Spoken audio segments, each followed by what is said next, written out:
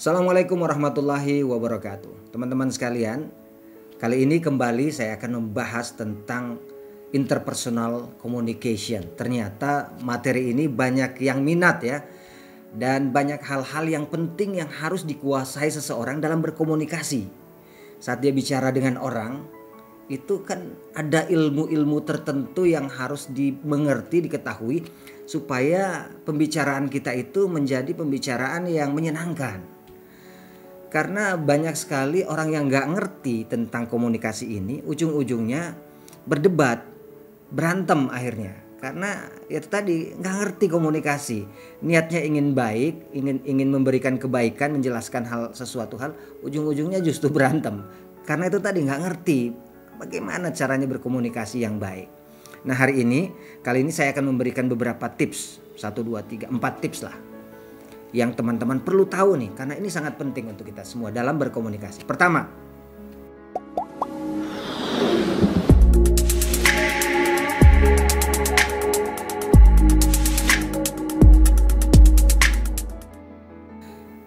ada beberapa adab yang perlu kita perhatikan. Karena masalah komunikasi ini itu lebih banyak kepada masalah psikologis, masalah rasa, masalah hati antara kita dengan orang yang kita ajak bicara. Misalnya begini, ada satu momen tertentu di mana kita merasa lebih tahu daripada orang yang kita ajak bicara tentang satu topik.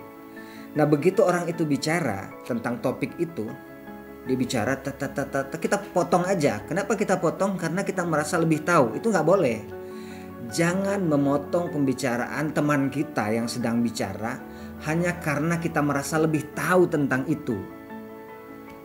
Jadi bukan masalah hebatnya kita karena lebih tahu. Jadi kehebatan kita itu bisa kurang, bisa menurun, bisa jadi nggak hebat hanya karena apa? Adab kita yang salah. Jangan mentang-mentang kita merasa lebih tahu, kita langsung potong aja. Dengarkan aja dulu, selesaikan dia bicara.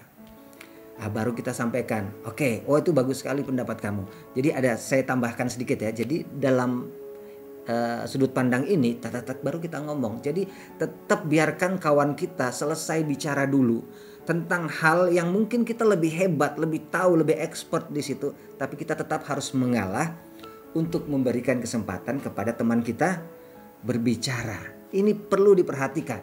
Kalau nggak diperhatikan, ujung-ujungnya kita persahabatan bisa renggang. Karena apa? Karena tadi itu kita tidak tahu adabnya. Jadi dalam komunikasi itu adab itu sangat penting sekali. Itu yang pertama. Tips yang kedua, sebaiknya teman-teman, jangan pernah, atau bahasa lainnya hindarilah yang namanya perdebatan. Saya lihat banyak sekali teman-teman itu yang awalnya ngobrol biasa, ujungnya berdebat gitu.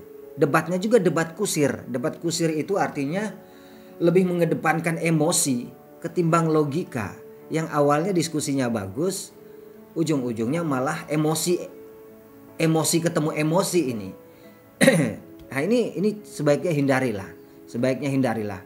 Jadi orang hebat itu bukan karena menang dalam perdebatan, menang dalam dalam debat kusir, bukan. Orang hebat itu kalau mau mengalah aja terhadap orang yang dianggap sudah tidak logis lagi. Jadi begitu suasana sudah mulai terasa tensinya meninggi, mengarah kepada emosional, lebih baik kita sudahi aja.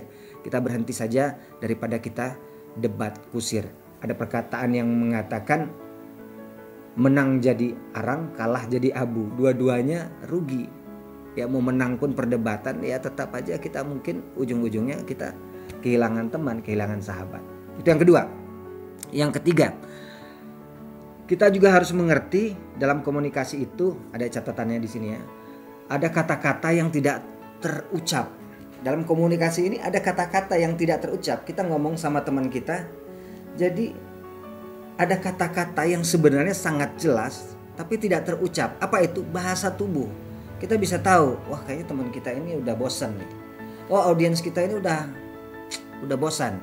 Atau orang yang kita ajak bicara ini sebenarnya gak peduli dengan apa yang kita omongkan. Kita harus lihat body language ini, percuma diterusin ini. Kenapa? Dia udah gak tertarik dengan apa yang kita jelaskan. Atau kelihatannya dia justru lagi jengkel, lagi bermasalah, lagi Jadi tidak bisa memperhatikan apa yang kita ucapkan. Jadi kita harus lihat nih bahasanya. Ini orang datang ke kita ini dari wajahnya aja udah kelihatan emosi ini. Oh berarti kita harus hati-hati dalam berbicara. Kenapa? Karena bahasa yang muncul tanpa dia ucapkan itu bisa kita rasakan. Apa? Emosi. Sikap batin dia kan kita bisa tahu, oh ini orang lagi happy ini lagi senang, ini lagi susah. Dia nggak usah ngomong pun dari wajahnya kelihatan. Nah komunikator yang hebat dia tahu benar, oh ini lagi begini. Pelajari itu, pelajari bagaimana memahami bahasa yang tidak terucapkan. Kemudian yang keempat, ada momen-momen tertentu teman-teman sekalian di mana kawan kita itu, saudara kita datang kepada kita, di mana mereka itu datang sebenarnya hanya untuk didengarkan. Mereka datang itu adalah untuk mengeluarkan semua unek-unek perasaan hatinya, curhat kepada kita. Dan mereka tidak mengharapkan kita memberikan komentar. Jadi nggak usah dikasih komentar, apalagi nasihat lah, nggak usah. Jadi ada memang teman-teman kita yang datang itu dia datang untuk didengarkan. Kita dengarkan saja, menjadi pendengar yang baik, mereka sudah sangat gembira, sudah terpuaskan hatinya, sudah lega lah dia dari segala perasaan-perasaan yang menghimpit, karena ada orang yang siap mau menerima tumpahan emosinya, dan kita siap menjadi pendengar yang baik tanpa memberikan komentar apapun, apalagi menasehati dia dengan wah kamu harusnya jangan begitu, harusnya begini ya, janganlah. Jadi memang ada orang-orang yang seperti itu, dan seorang komunikator yang baik harus paham dengan hal ini. Nah inilah 4 tips yang mudah-mudahan menjadi sesuatu yang sangat berharga untuk kita dalam apabila kita gunakan dalam berkomunikasi dalam interpersonal communication atau komunikasi interpersonal dengan orang lain. Mudah-mudahan bermanfaat. Terima kasih.